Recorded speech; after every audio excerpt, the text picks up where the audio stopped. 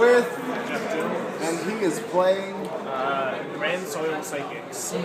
So we are going to start off with his main deck. We're going to move into the extra deck, and hopefully we'll get to the side, and he'll explain a little bit about the deck and how it works.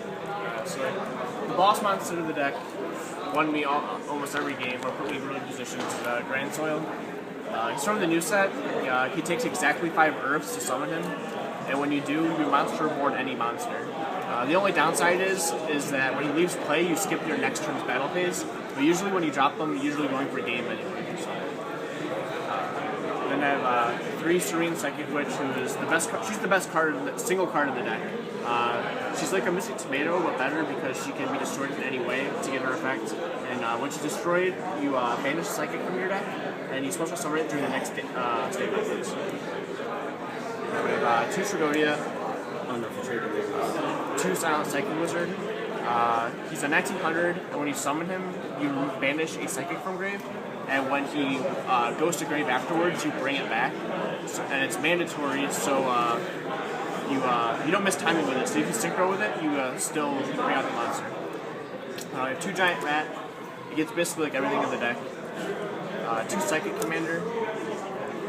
2 Card Trooper. It's an Earth. It's a floater. Fills the grave for Grandsoil. Get it with Giant Rat. 2 Psychic Jumper, which is probably the second best monster in the deck. So like, because it's a level 2 Earth Tuner, and when you can pay 1,000 to target one Psychic monster you control and one monster your opponent controls, and then you swap them. And basically, whenever your opponent has like one monster out, you just like give them a Witch, and then you attack over it. And it's really good just taking like single monster decks like against Rabbit and Heroes, and it's pushing so much work because they usually stick to one monster at a time anyway. Then we have 2 Maxi and 2 Veiler. I wish I could run more, but there's just so many decks that they aren't good against. The only one that really matters is windups, but it's the scariest matchup. And we have Gores and Esper Girl.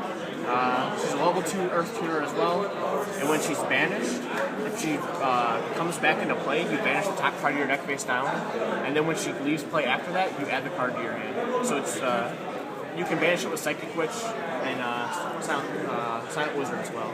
And the last card is Grand Mole, which is really amazing. A lot of people don't they'll like tour guide to attack over a giant rat, and they'll go into, we'll say Zen mains or like Leviathan, and I just did this, and it just poops on them all day. So, those are for monsters.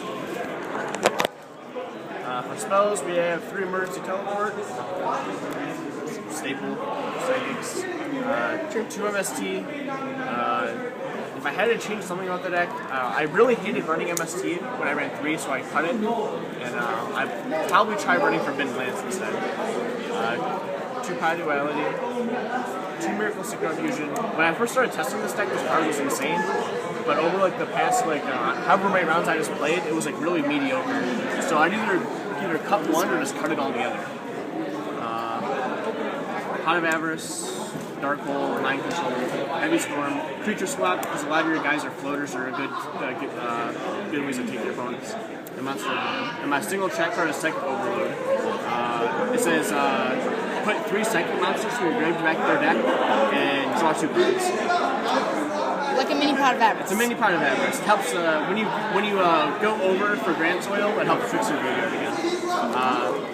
Again, with this and like this, a lot of times I drew conflicting hands with like Grandsoil, Fusion, Overload, and it really sucks. So a lot of times I decided out there to sacrifice out like every game.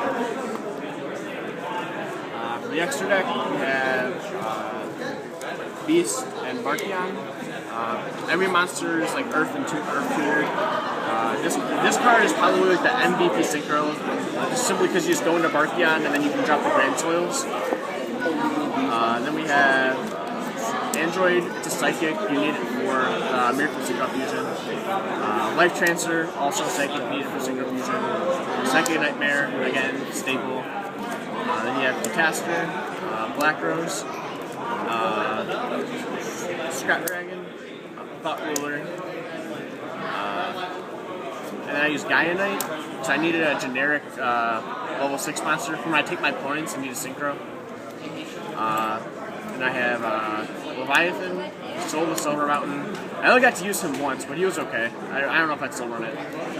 Zen Mains and 2 Ultimate Axe Time Kicker. When you get him out, he's pretty beastly. You get him out with Miracle Synchro Fusion.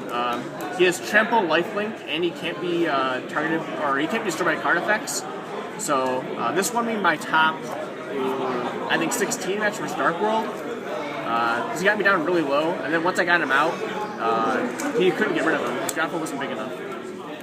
Does he have 3,500? He's 29, so he gets over most things. The only way you can really root him is Dimensional Prison, BLS, Chaos Sorcerer. Basically it. What kind of things did you side deck? My side deck was pretty terrible.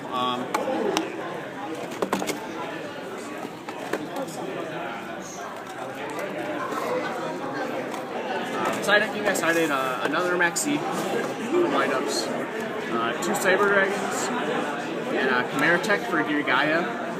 I didn't get to play any though. My third MSD, I had 3 Royal Decree. There's only 2 right here now, but I borrowed 1. 3 Royal Decree, things like Heroes, I used against Dark World. Goes in match, which I never sided in at all. 2 Cards from the Infinite Dimension. I really wanted to side a Soul Drain. The Soul Drain hurts my deck, so I needed another way to deal with, like, my worst matchup is honestly like Monarchs, which I played tested a lot online, but no one here really played them. But it's really good against Dark World too. This is how I beat my Dark World opponent with this.